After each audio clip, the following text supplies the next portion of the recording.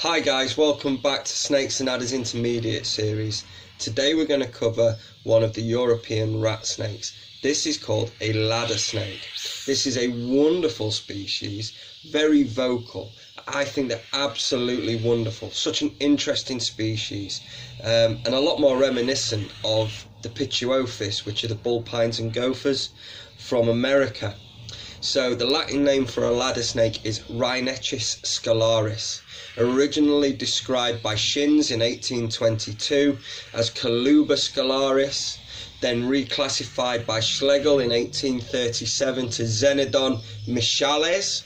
I hope I've pronounced that correctly. Then reclassified by Dummeril, Biberon and Dummeril as Rhinechis scalaris, and that was in 1854.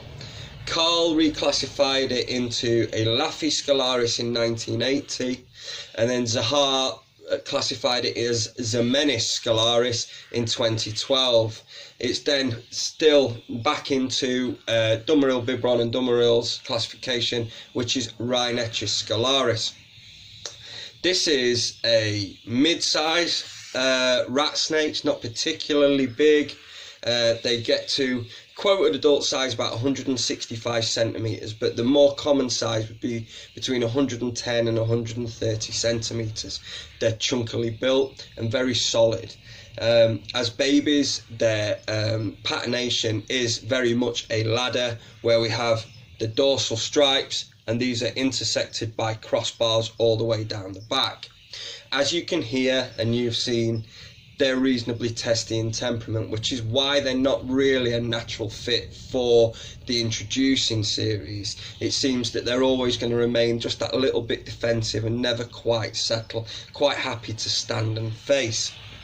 They occur in Portugal, mainland Spain, southern France, northwestern Italy, and Menorca, which is one of the Balearic Islands, but it only occurs on Menorca. It does not occur on Mallorca or Ibiza. So scientists believe that the Menorcan population possibly was introduced. Not that this is a huge issue with Spain, as the ladder snake enjoys a certain level of protection with its beauty spots and nature reserves that Menorca has on the island, and these enjoy the same amount of protection as any of the other reptiles, even if they are non-indigenous. This is a truly wonderful species. Now what we're going to do, probably end up getting bit again, is the nose of a ladder snake is very similar to the Pituophis, the bull pines and gophers, where they have a tall rostral scale, probably double the height of a normal snake scale, and this may well be used for digging in the loose and soily substrates from where it occurs. It's most commonly found in orchards, vineyards, dry stone walls surrounding farmers' fields.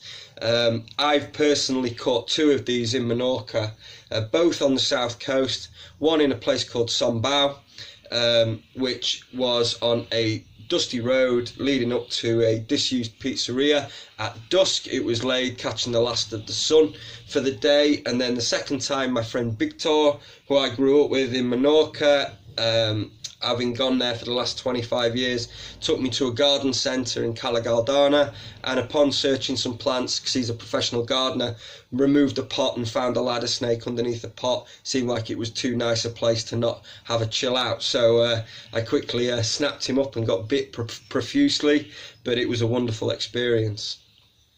Ladder snakes in captivity, they're easy enough to raise.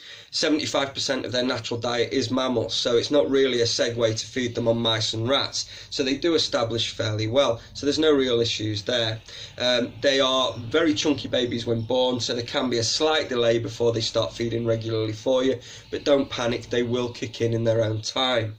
Males are proven to be reticent to breed even with a good brumation, so some people cite the fact that it's easier to introduce them to sterile enclosures where there's no chemical markers for previous snakes existing, and the males are more willing to copulate with the females at that point.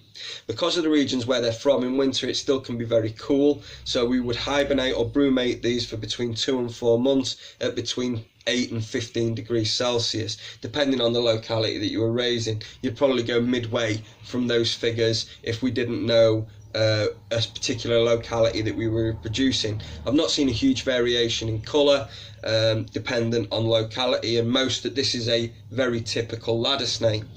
It might not scream as one of the most attractive of the rats, but you know, the camera probably won't pick up. This is a lovely range of golds and tans with these darker chocolate brown to almost black stripes down the back, and this is very reminiscent of what's now known as Pantherophis allegensis or Pantherophis obsoletus quadrivitatus, and the 4 stripes, the 2 flank stripes being a lot fainter, seem to be a running theme with certain rat snakes, with Pantherophis bardi also sharing this, and the 4-lined rat snake, Elaphia quadrilineata, and the Japanese 4-lined rat snake, Elaphia quadrivirigata. So this is definitely very much, we can see where the links to the rat snake family come from.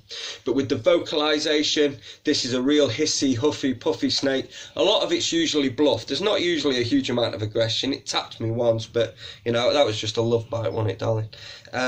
It's, you know, generally I think it's very easy to see where people make those clear associations with the Pituophis. They are absolutely wonderful looking.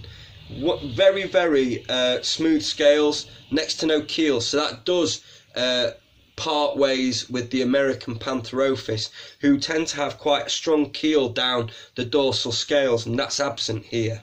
What I've also noticed is as he puffs and blows up and he makes his hiss, he gets a real sort of lump in his throat as he's blowing out. He's blowing that hard, and he's just a wonderful, wonderful male. This is a proven boy that I've got here, and he's maybe 36 inches long just. I expect that the females will be slightly larger. I hope that was useful. We'll keep the videos coming. I thought this was a really interesting one to do. There's so many sexy like boas and pythons and all this sort of stuff, but maybe just one of these slightly more temperamental, not as easily settled rat snakes would make a superb choice. So thanks for watching.